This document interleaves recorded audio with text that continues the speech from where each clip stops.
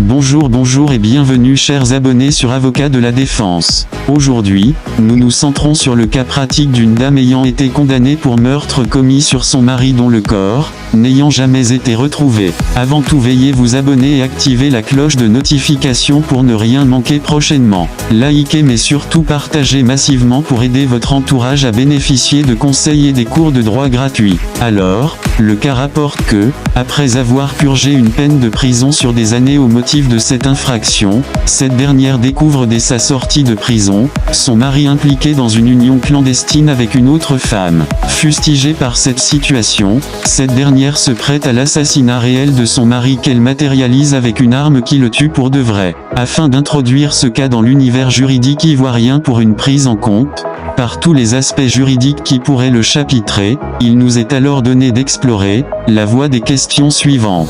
Peut-on être condamné au motif pour un meurtre même si le corps de la victime n'a jamais été retrouvé? En d'autres termes, peut-on condamner une personne pour un crime dont les preuves tangibles essentielles n'ont jamais été réunies? Mais une personne ayant été mise en détention préventive, peut-elle à sa sortie librement se faire justice si son innocence a été prouvée? Selon le principe de la présomption d'innocence qui est l'un des principes fondamentaux dans la Constitution ivoirienne du 8 novembre 2016, et le principe protecteur des droits des justiciables, toute personne suspecte est présumée innocente jusqu'à ce que sa culpabilité soit judiciairement prouvée. Article 2 Code procédure pénale de Côte d'Ivoire.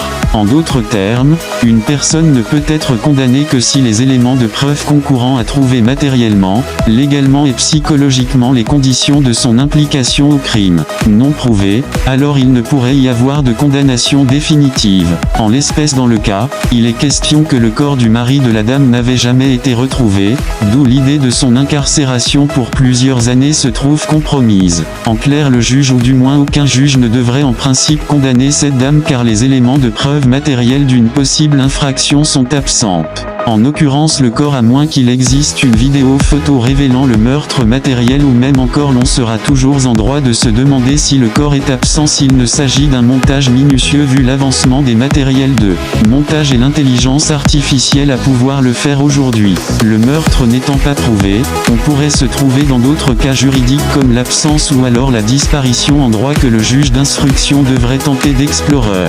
Par exception, puisqu'il existe toujours des mesures de sûreté en cas de suspicion dans les cas d'espèce. Des mesures de sûreté qui peuvent commencer par l'ouverture de mandats, notamment un mandat d'arrêt ou même des mandats de dépôt émanant du juge d'instruction et demandant au chef d'un établissement pénitentiaire de détenir provisoirement tout mis en examen. En ce sens, nous garder d'explorer cette possibilité serait manquer totalement d'attention. D'où l'arrestation citée dans le cas. Ne s'agirait-il pas d'une détention provisoire ou détention préventive? Dans le Code de procédure pénale ivoirien, le législateur dispose à son article 167 qu'en cas de complexité à trouver les motifs d'innocence de l'inculpé et surtout pour garantir certaines circonstances citées dans l'article, le juge d'instruction peut décréter un mandat de dépôt découlant sur une détention provisoire. Cette procédure peut s'étendre sur 8 mois renouvelables une fois, en théorie, car en réalité la détention peut excéder cette période, le temps nécessaire de trouver les éléments de preuve. Nous comprenons dès lors l'idée de l'arrestation citée dans le cas. Mais peut-on librement se faire justice?